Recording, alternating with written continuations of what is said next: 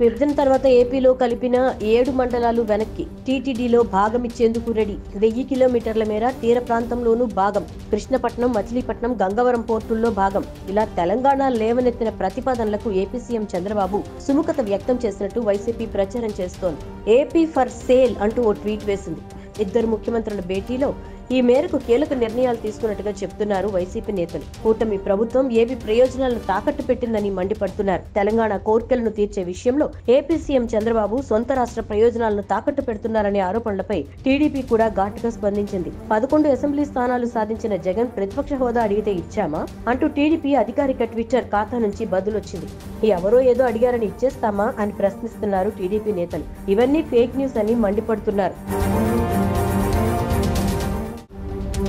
విభజన తర్వాత ఏపీలో కలిపిన 7 మండలాలు వెనక్కి, టీటీడీలో భాగమిచ్చేందుకు రెడీ. 1000 కిలోమీటర్ల మేర తీర ప్రాంతంలోనూ భాగం, కృష్ణపట్నం, మచిలీపట్నం, గంగవరం పోర్టుల్లో భాగం. ఇలా తెలంగాణ లేవనెత్తిన ప్రతిపాదనలకు ఏపీ సీఎం చంద్రబాబు సుముఖత వ్యక్తం చేసినట్టు వైసీపీ ప్రచారం చేస్తోంది. ఏపీ ఫర్ సేల్ అంటూ ఓ ట్వీట్ వేసింది.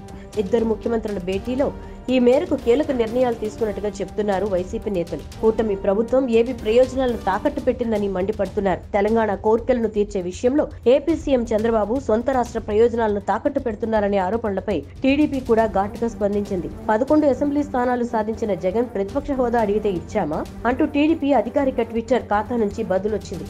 ఎవరో ఏదో అడిగారని ఇచ్చేస్తామా అని ప్రశ్నిస్తున్నారు టీడీపీ నేతలు. ఇవన్నీ ఫేక్ న్యూస్ అని మండిపడుతున్నారు.